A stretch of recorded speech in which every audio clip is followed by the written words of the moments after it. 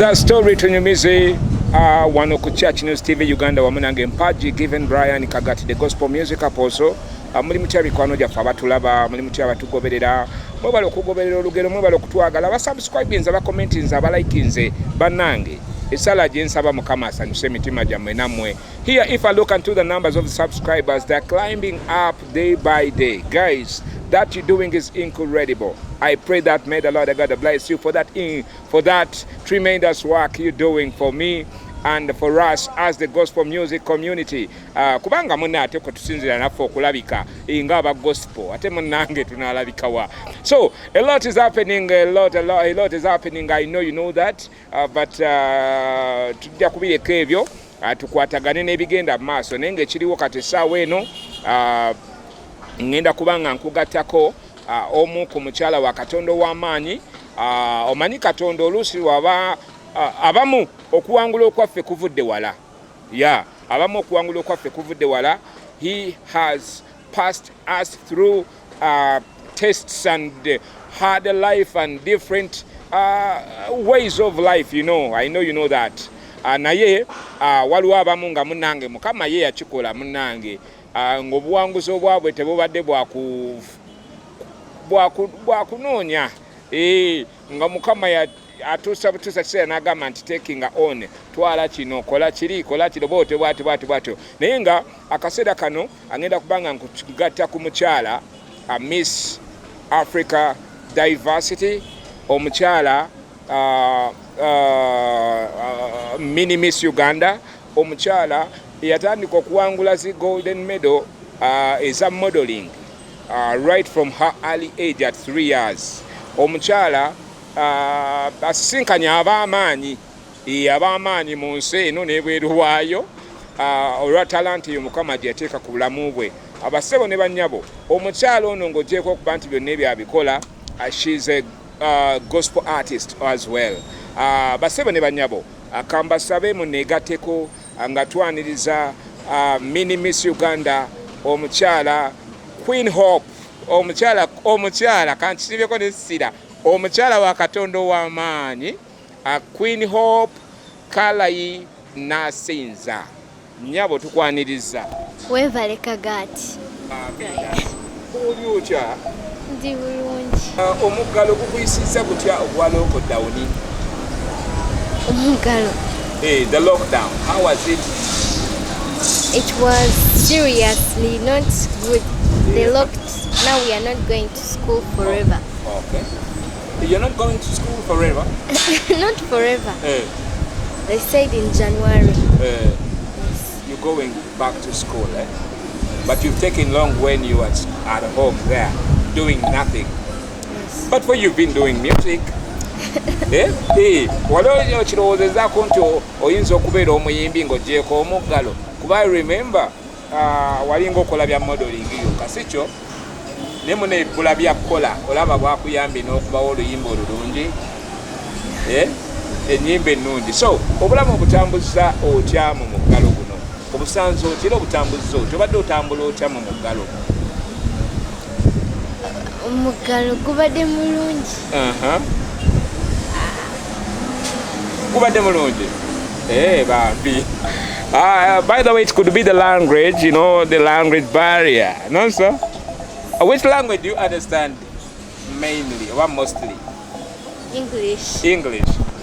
Kati olowooza abantu mikwano gyange abatulaba ku Church News TV Uganda baagala nnyo Oluzungu. Abamu Oluzungu tetulumanyi nnyo naye kale you'll mix for us, eh? Mix in some Luganda and some English, eh? So that we keep on moving. Nga twetegeera ffenna si kyo? Okay, Queen Hope. Ebya modeling obitandika mwaka ki? It means when I started. When did you start? When did you start modeling? Oba contesting until those modeling starts? 2017. 2017. Yes. Olwo obitandikira wa? Miracle Center. Miracle Center Cathedral. Erubaga? Okay. Kati ani yaku-inspiring okubigendamu? My mother. Your mother? Yes. Wow, is she a model also? No. Hey. She used to tell me modeling is good, you can join it. Then I also used to see people on TV and I said, modeling is good also. Okay. So I contested. You contested. Then what were the results? I became the best female model. You became the first for the very time. For the very first time you won. Yes. Oh no. And I got 5 million. Then you got 5 millions. Yes. Try to voice up. And then I got 5 million. 5 millions. Yes. Wow, as a winner. Yes. What did you do in that 5 millions you won? Yeah? I bought many things for my parents, my Okay. brothers, and some I used it for like paying school fees. Wow. But by then it was December, so we didn't pay school fees. In December you were in the holiday. Wow. Now, you say that you used it to buy good stuffs for your family members, for your friends, your sisters, whatever, your brothers and sisters. Yes. How many brothers do you have? 3. What about the sisters? 1. Meaning that you have 5 kids for your mom and dad. Yes. Hey! Wow. Goli wa kumeka? 4th. 4th one? Yes. Hey, meaning that they receive in the last one. Hey, okay. Olowooza n'omuto yeegomba agamba bw'alikula ayagala abeerenga kwe. Yes. Eh? Yes. What do you atira kwogera ki? Atira kwogera ki gwe ky'osinga okuwulira ng'ayogera? She says she loves dancing. And then I also say I love dancing. Okay. Yes. Hey, now you are modeling, and I've seen you like winning over medals. You've won trips to Dubai. You've ever been to Dubai, not so? I've seen like you. We saw you like winning medals at Serena, Yes. at Lubaga, where oli model. Yes. Hey, oli model. Hey, olowooza oba model buno ogenda kububeera paka Until I grow up. until you grow up. Yes. Hey, but model balina kubeera size what? Thin and tall. Thin and tall. Yes. Hey, meaning that to contest into those modeling contests, whatever occasions there's ones there, you have to be thin and tall. But what if you grow big on your way while growing up? What will you do? I can never become fat. It's not you who decides, I think. It's God himself. What if you say that, you know what, I want to be a model for my life, and after growing, in the process of growing up, and you become bigger. You know, I have a friend of mine, she's called Jessica Wisdom. At a certain point of life, she was smaller. But after this lockdown, we've just left, the other first wave, she came out of the lockdown when she's very big like this. What if something like that happens until your life on the way of growing up? Will you live alone modeling? No? Still, you will continue with it. Yes. When you are big, I'll go to the gym. you go to the gym. Yeah. I thought that you were going to call for fire after talking about becoming huge in size. Then, among the modeling guys, ladies we have in Kampala here, who are your role models? Of modeling. Hey, banaba modeling go in Kampala, Uganda. There is this one. Her name is called Larissa. Larissa. Yes. Yakukolera. Yes. Byonna byakola bikukolera. Her name is called Larissa Mpaji. Larissa Mpaji. Yes. Repeat the names again. Larissa Mpaji. Larissa Mpaji. Yes. She was the little Miss Uganda. Hey, then she grew up, Hey, okay. Wow, that's so wonderful. Tell the story to Nasiinza show, ladies and gentlemen. This time, mujja kutusonyiwa banvuze bantwale ate munange nkoleki eyajja okola teyeebaka kakati zo musajja w'Ekiganda ate kaakati munne yanvuza ntwaleeyo naye katugenderaawo munnange embogo zange muzigumiikirize sinze muzungu ennyo okitegedde sinze muzungu ennyo naye tutambuliraawo but I thank you for watching and all of you who've subscribed that you've done is good naawe kikukolerwe ate mwaba sharinga content ono I pray that may the Lord God bless you abundantly that you're doing is the right thing to go with. Mini Miss Uganda mama tukyali wamu on your journey of modeling yawawe byachakirawo bakwogerako bakuba mawulire bakola batya awo walinga weekuuma otya abaana abalala abaana bwe bakutunulira bakwawula bakutegeera They say, that's a queen. Let's go and ask her to give me autographs. Hey, they're asking for autographs. Yes. Hey, where? At school, at home, on the way, or at church? At school, everywhere I go. They ask for autographs. Yes. Wow. Now, do you give them autographs? Yes. Hey. Then after? But now in this COVID, I can't hold up with COVID. Oh, okay. They give me papers. Some of those papers may have COVID. Hey, the papers now, during this session of COVID, you're scaring COVID, yeah? They may give you papers when they're contaminated. Hey, with COVID, Yes. Okay. Now you're no longer signing for them, eh? You hold it on until this pandemic goes away. Then you'll be signing for them again. Yes. Okay, that's so good. Wow. Aha, is your mom a pastor? Yeah. No. She's not a pastor. But her mother is a pastor. The mom to your mom, the one you would have called your grandmom. Yes. She's a pastor. Yes. What about your mom? No. She's not, eh? Yes. What about your dad? He was. Maybe he is. Your I dad? don't know. Yes. Yeah. Wow, that's so great. Then, which church do you go to? Because I heard that you go to Victoria's Primary School. Not so? Yes. If someone is looking for Miss Uganda, if someone is looking for this, for you, the mini Miss Uganda, akusubire kusanga ku church ki kubanga munnange bwe mumala okuwangula ebyamaanyi ate Yesu mbu mumwerabira. Prayer Palace. Gyosabira?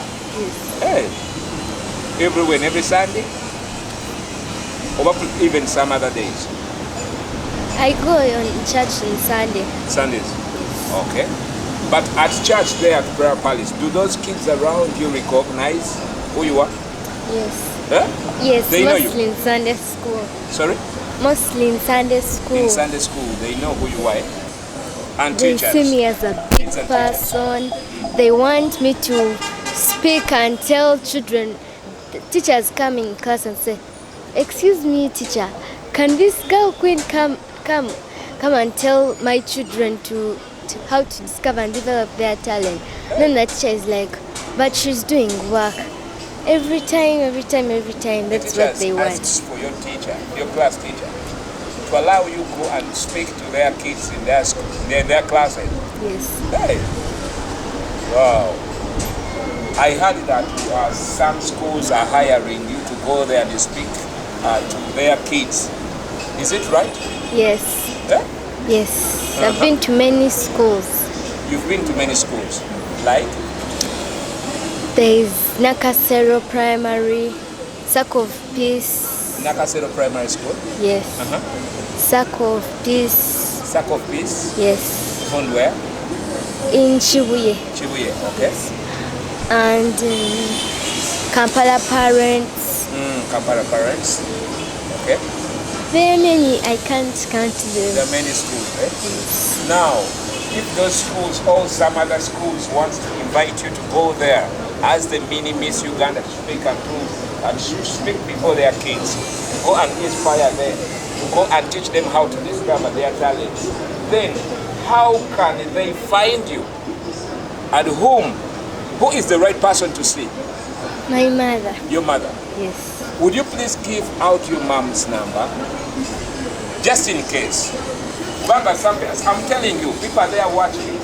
They may they could feel it that, you know what, that girl, that young, that great woman of God, that mini Miss Uganda, the one who won here and in Dubai, would have been the right person to come and speak before these people, and they become inspired. Yeah, give them your number. She changed her number. She changed the number. Yes, then recently. You don't know your mom's number. Because I know these people here watching us. Some of them are directors of schools, head mistresses, head teachers, even some other people in children's homes out there. Like for us in Vineyard Christian Children's Home in Namagoma. Eh? I'm very sure that those kids there would like to hear from a great woman of God like you. They would like to hear what you can tell them to go with or to do. You get? So, for the number, you're not ready to give out your mom's number. The number is on my book behind, okay. But they changed my mom's number, so it's now different. Okay, but we will find a way of giving it out. Because I know there are very many people. All if you want to reach out unto her, since her mom's number is not available, please call me. My number is ever there on your screen, in the screen there. I know you're watching it. You see, you're watching it right there. So, copy that number of mine. Call me. Ask me for this mini Miss Uganda. Ajakuba mukutusako. Ajay munanga akola omulimu ogwo. So, kale mutadde ya baka kati omuntu omugaso nga gwe toyinza va mu set nga munange enamba tegabiddwa tolaba. Okay, tekiraba. So kakati kyetugenda okukola, ngenda kusaba ombuulire ku nsonga lwaki wasalawo ate gwe nga gwe tuba tumanya awiininga mu bya modeling ate okutulumba mu ndongo yaffe. Kiki ekyakuleetera okutandika ate okukola music? It was like the Holy Spirit came in my life and started helping me make songs. I used to pray, and I pray when I was like in P2, and I say, I wish I would be a good singer like them. Then I started making the song, Jesus, that's the way. Well, just singing like that. It just came out of the blue, you didn't? I used to read the Bible, and then I found the verse.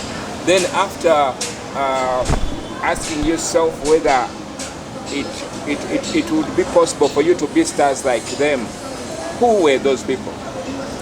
I used to watch Baby Gloria, Levickson, and other gospel singers like Pastor Bugenda. Pastor Bugenda. Yes, I used to hear his music when he makes songs. Wow. Drop a hi to Pastor Bugenda. I know he's watching. Pastor Bugenda is watching. Drop a hi. Hello. Pastor Bugenda. I love your music. Okay. Yes. Pastor Mini Miss Uganda which song of him do you know better? Katonda yabadde mwene nsonga. Katonda yabadde mwene nsonga. Katonda yabadde mwene nsonga. Katonda yabadde mwene nsonga. Wow. Nice. Hey, okitegedde mukama wange embeera bwetyo bwetambula wano. Tell the story tunyumize. Ayenze mpaji given Brian Kagati the gospel music apostle. Ng'olwaleero bwe nkugambye oba bwe nakugambye tulina mini Miss Uganda omukyala awangudde engule ez'enjawulo mu modeling. Mu modeling wano ku butaka e Uganda n'ebweru we Uganda. Mpozi engule gye wawangula e Dubai bagiyita batya? Miss Africa Diversity. Miss Africa Diversity. Yes. Wow, gye wawangula e Dubai. Yes. Ate e Uganda wano ngule mmeka zo wakawangula nga mu modeling? Mini Miss Uganda, best female model. Okay. Yes. Yeah? Mini Miss Uganda? And best female model. Best female model. Chekeza waliyo ne ba male model abawangula. Okay. There's best male model and best female model. Best female model kati aliko nga gwe yani. It's In the Mads company. Is that what? The Mads company? No, the thing is for Mads company, like youth. It's for big people and young children. So me, I want big people. You want the big people? Hey, you want the big people? I was the youngest. In the big people? Yes. Oh no. So, again, here, still. Bichibi, erinnya lyo Queen, Miss Uganda, Mini Miss Uganda. Queen or Kalayi Nasiinza are your names, eh? Erinnya lyo waliwo ekiseera we lyali likuyisizaawo. Has your name ever meant something to you? Yes. When and where? In Dubai. When I won. Oh, people like Bazungus. I used to pass from the elevator. Hello, Queen. Hello, Queen. Hey. Yes. Then I felt so happy. I felt so happy. Yes. They used to, the Bazungus were high, they're dropping highs to you. Yes. They told like the whole place. We used to live in a hotel. Now I think the whole hotel was addressed that I was a queen. Then they said, hi Queen, hi Queen, hi Queen. Others want to take selfies with me. Wow. And I was like, my name is useful. Yes. Okay. So, musically, you started. Not so? You started doing music.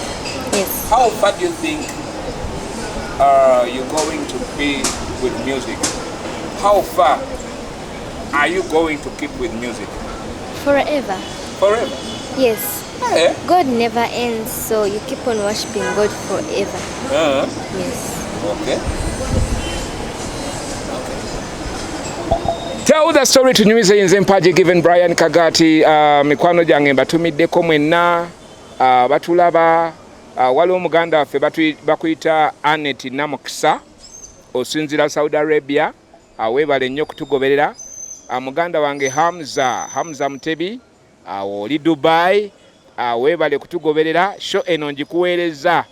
Omwana ono ndowooza oli omu kubaŋŋamba nti waliwo omwana abajja biki. So kati eno show naawe kunyumire Hamza Mutebi muganda wa Abu Star. Kakati waliwo abayimbi abayimba mu Uganda.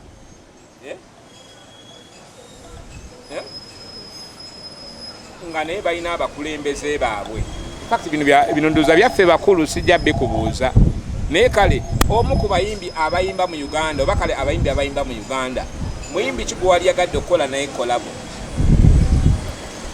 Obitegedde? In children? No, among the artists, all the singing artists in Uganda. Levixon? Yes. Hey! And Pastor Bugenda. Hey! Those are the people you would have liked to do collabos with, eh? Hey! Wow. So, give us a cappella of your new song. Jesus makes a way. Jesus makes a way. Jesus makes a way. Jesus makes a way in my life and in your life. Jesus makes a way. Jesus makes a way. Where your sins away, Jesus Christ makes a way. Wow, that's so great. I think a song is nice. I can also go after you. Jesus makes a way. Jesus makes a way. Jesus makes a way. Tell the story to Nasiinza Mpaji given Brian Kagati, the gospel music apostle. Atukyali ne Mini Miss Uganda. Omukyala wa Katonda w'amaanyi. Queen Hope Kalayi Nasiinza. Embeera bwetyo bweri wano. Though we are about to close, we are about to go, but nali agadde mama otubulire akatalekeka obitegeera. Give us your last words. All children who are listening to me, I encourage you to keep on reading the Bible, keep on praying, keep on worshiping God, and do something. Don't be idle. An idle mind is the devil's workshop. So if you want the devil to use you, you be idle. But if you don't want him to use you, do something. Like discover and develop your talent. Keep on working hard. Yes. Okay, which are the words you would have liked to leave with them there? Yes. Don't forget to subscribe my YouTube channel. Okay. Queen Hope Kalayi Nasiinza. Okay. Yes. Could you, me too, I would like to, it is a request from me, why don't you drop some requests, some greetings to your parents, and you let us know about the names of your parents as well. And again, you say hi to the brothers and sisters at home. How is that? Okay. Hello, Seth, Elisha, Titus, and Ruth. Those are the siblings at home. Yes. Okay. I send you greetings. I also send greetings to my father. Okay. Yes. What is the name of your father? Mr. Samuel Maidero. Mr. Samuel Maidero. Maidero. Yes. Wow. What about mom? Lois Maidero. Royce Maidero. Lois Maidero. Maidero. If it's hard for you, say my dear. My dear? Yes. The son name to your dad is my dear? Yes. In our way. It can't be. If it's hard, like if you can't say my dear, you say my dear. Maidero. Yes. Then I say my dear if it's hard for me, the other first one. No? Yes. Okay, now, what are your plans musically? What are the plans you have? I've already composed other songs, so I'm going to record an audio. Yes. Okay. And also make a video of the song. Okay. Yes. You are in the studio recording some new song, eh? Yes. Apart from this one, eh? I'm about to make another song. Okay. Then, okay. You have plans of preparing anything like a concert, something like a concert? Yes. When is that? Maybe they're next year. Next year. You have plans of making a concert? Yes. Okay. Now, let your message pass from here on Church News TV Uganda. Ask everyone you want to make collabos with. Collabos from here. Tell them that you, Gundi, I love you, I want your work, then I want a collabo from you. You are Gundi. I respect you, I respect the anointing on your life. I love your work, then I want to do a collabo with you. Mention the people and the vibes. Try to give us a cappella of the songs, those nice songs they made, of those songs they made which are nice for you. Yes. Baby Gloria, I love you and I love your work. Please, I want to make an acapella with you. Pastor Bugembe, I love you, the anointing God has put on your life. I want to make an acapella with you. Levikson. It's a collaboration. Is it not a collaboration? A cappella, it's like meeting him and you sing when you're not recording, not so? Hey, ask for the collabo. Those people are nice. You never know. Pastor Bugembe, I love. Did I mention Pastor Bugembe? Levikson, I love your work. Please make a collabo with me. That's all. Wow. Thank you very much for watching Church News TV Uganda. Tell the story to Nyumize. Omukyalo oyo w'amaanyi, mukyala wa Katonda w'amaanyi. You know, waliwo mukwano gwange yangamba nekagati mu church you don't appreciate us. That's why we run away from church. Saamuwagira nnyo yadde namuwuliriza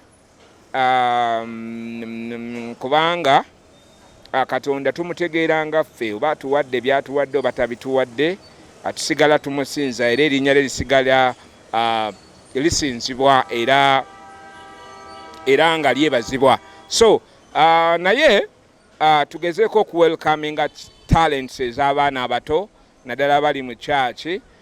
Tugezeeko kubayamba where necessary. Nzikiriza nti ne Mukama ajja kubafuula b'amaanyi nnyo. If I take a look into the people who ran away from church nga bali mu secular world, muganda wange sibamalaawo. naye nsaba Mukama akunywereze gwe gwatulaba akunywereze mu church naddala ng'olina talent ey'okusinza erinnya lye oba ey'okumuweereza. Mukama akunyweze, ekyo ekisa kye nkusabidde. Mwebale nnyo, mwebale ddala. Nsiimye, mwebale okutambula wamu naffe okuviira ddala eri gye twatandikidde paka wano. Omulimu mukoze gw'amaanyi. May the Lord God bless you. Mukama abakuume, mweraba.